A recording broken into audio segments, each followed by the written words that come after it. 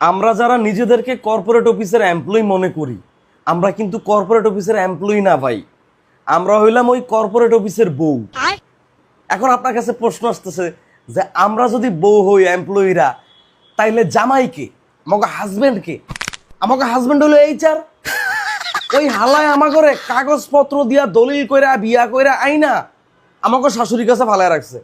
এখন আপনি প্রশ্ন করতে পারেন যে আমাকে শাশুড়িকে, আমাকে শাশুড়ি হলো ম্যানেজার, ম্যানেজার আমাকে শাশুড়ি। প্রত্যেকদিন সকালে আপনি বাসা থেকে অফিসে যাইবেন, মানে প্রত্যেকদিন সকালে ঘুম থেকে ওঠার পরে আপনার ম্যানেজার এতগুলো কাজ ধরাইয়া দিব, এইটা করো সেইটা করো, এইটা হয় না একেরে, এইটা ভালো করে হয় নাই, আপনার সমস্যা কি, আপনি কি ঠিক মতো কাজ করতে পারেন না, আপনি ঘুমাইতেছেন কেন। এই হলো আমাকে শাশুড়ি। কর্পোরেট অফিসের ম্যানেজার হলো আমাকে শাশুড়ি। আর আমাকে শাশুড়ির হাজবেন্ড কে, মানে আমাকে শ্বশুর কে, আমাকে শ্বশুর হলো এমডি, আমাকে এমডি স্যার, সিইও স্যার হলো আমাকে শাশুড়ির পরকীয়া প্রেমিক। বুঝেন নাই? এবার আপনি আপনারা বলি কেন তাদেরকে আমরা শ্বশুর আর পরকীয়া প্রেমিক বললাম।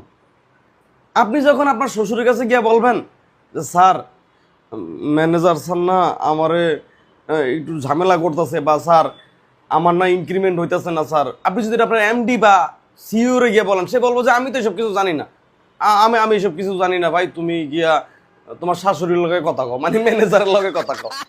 আপনি যা কিছু করবেন, ছুটি চাইবেন সিইও এমডির কাছে, তারা ছুটি দেওয়ার কোনো অধিকারই নাই, সব ম্যানেজারের। দেখবেন তারা ম্যানেজারের কাছে পাঠাই দিব। আর কোম্পানির যে চেয়ারম্যান, ওরে ভাই এরা হইলো ভাই জলস্থি। ভাই জলস্থি চিনেন না, পানির মধ্যে থাকে, এরা জলস্থি। এরা মনে করেন যে যখন এদের খিদা লাগে, যখন পেটে খাবার দরকার, এরা মনে করেন যে তখনই উপরে উঠে আসে, খাবার টাবার খায় আর পানির মধ্যে গিয়ে বসে থাকে। এরা এমন একটা ভাব নেয় ভাই, এরা দুনিয়ার কিচ্ছু জানে না, এরা কিচ্ছু জানার কোনো ক্ষমতাই নেই এদের।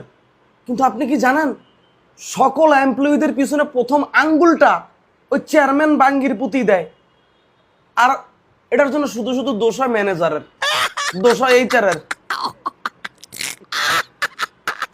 হচ্ছে আমাদের কর্পোরেট অফিসে একটা সংক্ষিপ্ত বিবরণ দিলাম।